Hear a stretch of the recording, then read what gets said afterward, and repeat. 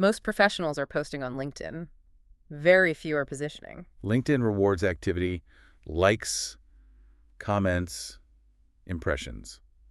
But authority requires something else. Architecture. Engagement is visible. Positioning is structural. And most professionals optimize for noise, not leverage. They are seen, but not chosen. In this presentation, we break down the difference between activity and strategy. Why engagement can mislead serious professionals. And how to build a 5-layer positioning architecture that compounds authority over time. LinkedIn is not a content platform. It is a positioning environment. The wrong question is, what should I post today? The right question is, what am I building over the next year? Let's build beneath the surface. Okay, that is a really powerful concept to start with. Building beneath the surface. Because, when I look at my feed, it doesn't feel like a construction site. Not at all. It feels like a party. Yeah. Everyone's shouting, celebrating, posting selfies. And the source material here draws a really hard line. It says, activity is not strategy. But isn't activity the entire point? I mean, on a social network, if I'm not active, I'm just invisible, right? That is the essential trap. Yeah. It really is. Think about it like this. The difference between running on a treadmill and, say, laying bricks for a house. Okay. When you're on that treadmill, that's posting. You are moving, you're sweating, you are absolutely exhausted by the end, Yeah. but you haven't actually gone anywhere. Right. You're in the exact same spot. Exactly. You haven't built an asset. You just burned calories to stay visible in the feed for a moment. So all that posting is just caloric burn. It creates fleeting visibility. Mm. But positioning, that's the construction. That's laying the bricks. And even if you stop for a week, the house is still there. The asset remains. Positioning is all about perception control. It's making sure that when someone does see you, they immediately get where you fit in their world and, more importantly, why you matter. Okay, let's get into the definitions a bit, because the text makes a sharp distinction between visibility and leverage. We're always told visibility is the currency. Get seen, get paid. And that's a dangerous oversimplification. I'm not saying visibility is worthless. Visibility is exposure. It's eyeballs. If you stand on a street corner and juggle, you have visibility. Sure, lots of people see you. But leverage is different. Leverage is long-term influence. It's when your reputation walks into a room before you do. The problem is that most professionals optimize for the noise, for being the loud juggler, because it's just easier to measure. It's so much easier to count the applause than to, count the minds you've actually changed. You've hit it, exactly. You can be seen by 1 million people and be chosen by 0. And that is the definition of high visibility, low leverage. This takes us right to the engagement illusion. And I have to be the devil's advocate here, because this part of the research feels like a direct assault on our dopamine receptors. It kind of is. We are trained, conditioned to chase the like. If I post something and it gets 500 likes, my brain goes, yes, good job, you're winning. Why is the source telling us these metrics are lying? They're not lying about the number. They're lying about the meaning. Let's just break it down.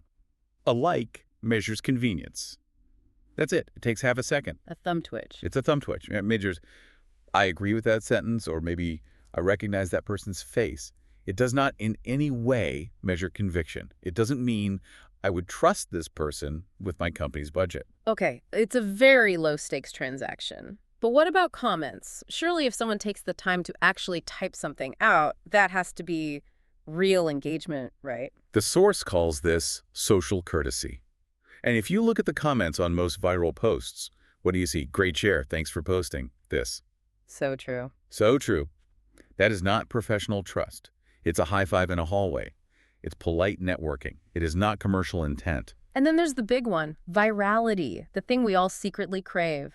That one post that just blows up. But the source is so clear on this. Virality does not equal authority. In fact, these temporary spikes of attention almost never translate into sustained respect. You can go viral for a picture of your dog. Or a hot take on some new tech. Exactly. Or, a photo of a CEO crying. You have attention for a moment. But do you have authority? Almost always, the answer is no. I want to pause here and ask you, listening, to just do a quick mental check. Think about the last really viral LinkedIn post you saw. Something with thousands of likes. Mm-hmm. Can you, right now, name the author? Can you tell me what specific problem they solve for a living? That's the test. That is the litmus test. If the answer is no, then they had visibility, but they completely failed at positioning. And this leads to a point in our deep dive that is so counterintuitive. Volume can actually dilute your signal. Okay, this goes against every guru out there. The advice is always feed the algorithm, post every single day, consistency is king. And now you're telling me that posting daily could actually make me look less authoritative. It's all about scarcity and your signal-to-noise ratio. If you're constantly talking, reacting to every trend, sharing every little thought just to stay top of mind, you're signaling a lack of selectivity. You become a commodity. You become background noise. The source has this amazing phrase, repetition without thesis creates noise. Oof. Repetition without thesis. That's a heavy one. If you don't have a core argument, a thesis you're building, then you're just chattering. Strategic silence, on the other hand, can be a power move.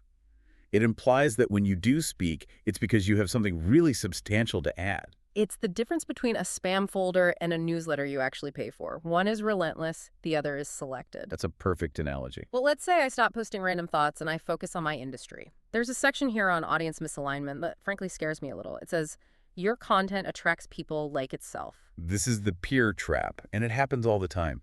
Let's say you're a video editor. You start posting tips on how to use Premiere Pro faster.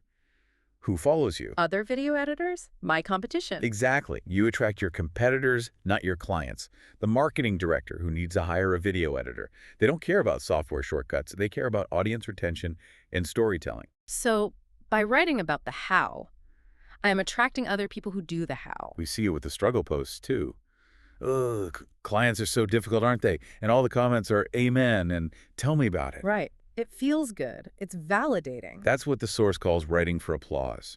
You get a dopamine hit because people relate to you, but those people are not writing you checks. They're commiserating with you. You have to write for decisions. Writing for decisions. That's what attracts buyers. It might get fewer likes because it's less emotional, but the people engaging are the ones who actually hold the budget. I want to try another quick experiment with you listening right now. Just pause for a second. Look at your last 3 posts on LinkedIn. Who engaged? Was it peers who do exactly what you do? Or was it prospects, the people who could actually hire you? It's such a critical question. If it's all peers, you're probably writing for applause. And we'd love to know. Drop a comment below. Are you stuck in the peer bubble? It can be a hard thing to realize, but it's better to know now than in 5 years. So if we stop chasing likes, stop the random posts, and stop writing for our friends, what are we supposed to do?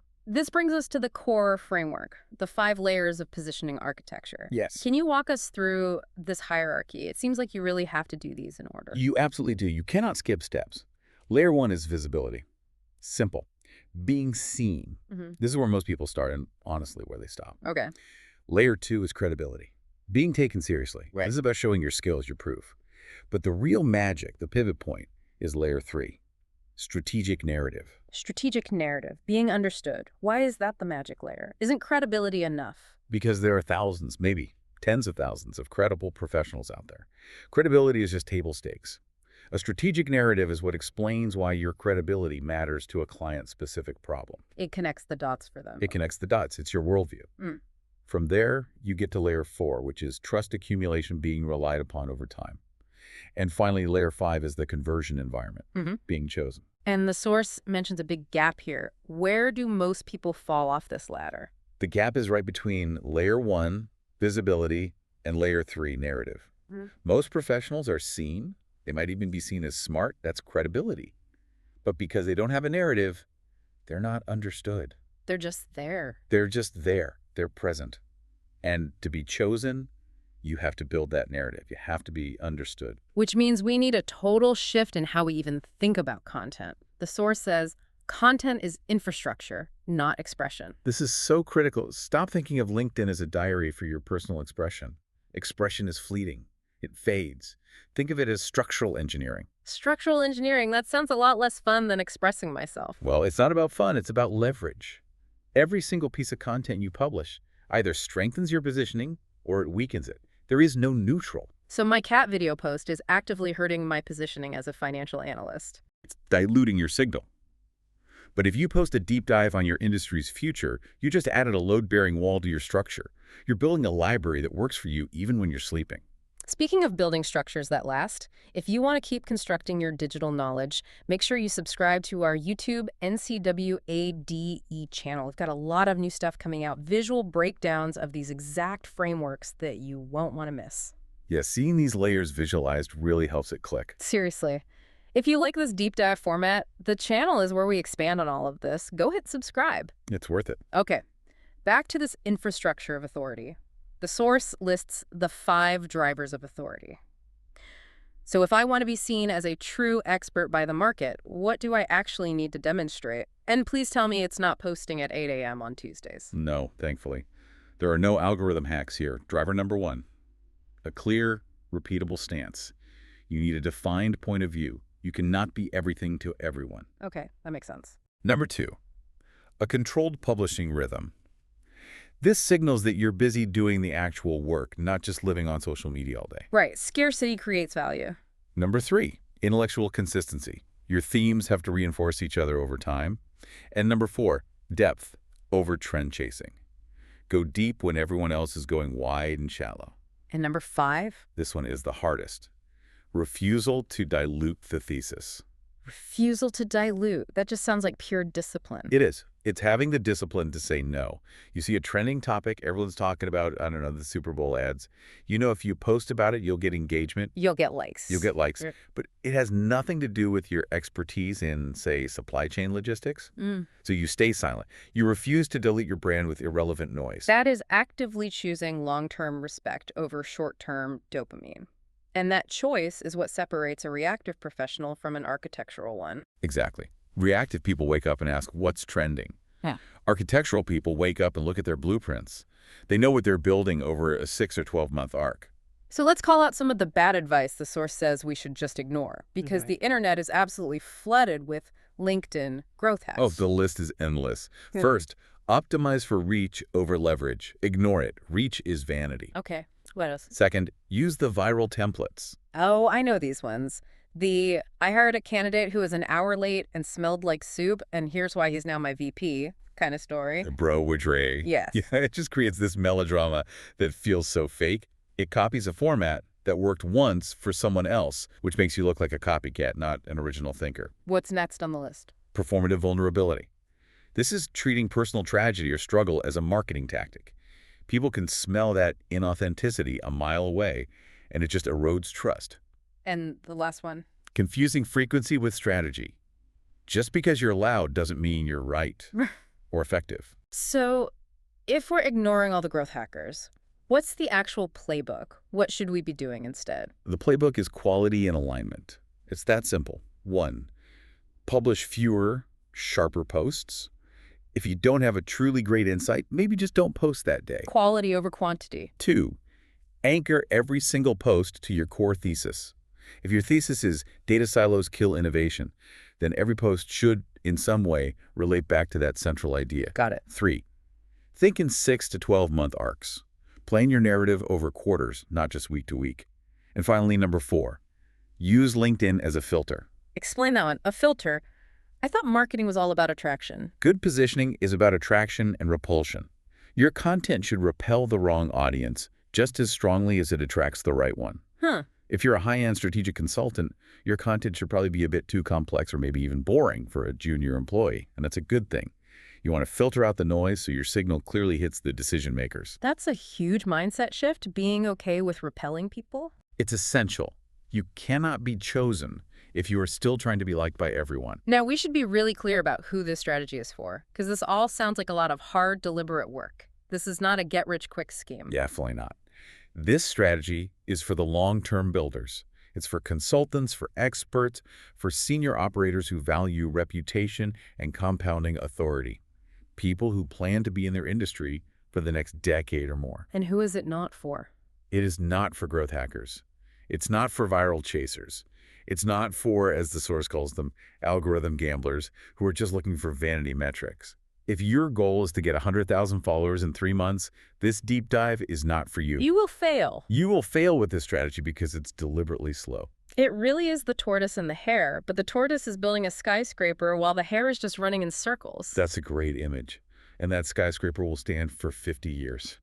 So let's bring this all together. We've covered a ton. The activity trap, the engagement illusion, the 5 layers of architecture. The single biggest takeaway seems to be that LinkedIn is not a content platform. It is a positioning environment. You are architecting perception.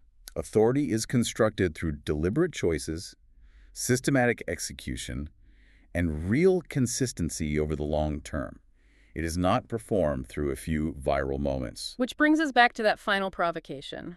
The wrong question, the one we all ask when we're staring at that blank white box is, what should I post today? And the right question, the one that can actually change the trajectory of your entire career is, what am I building over the next year? And that's the question I want to leave you with. In fact, I'd love for you to answer it. In the comments below, just tell us, what is your core thesis? What are you building over the next year? Let's see who the builders are out there. Authority is constructed, not performed. Let's get to building.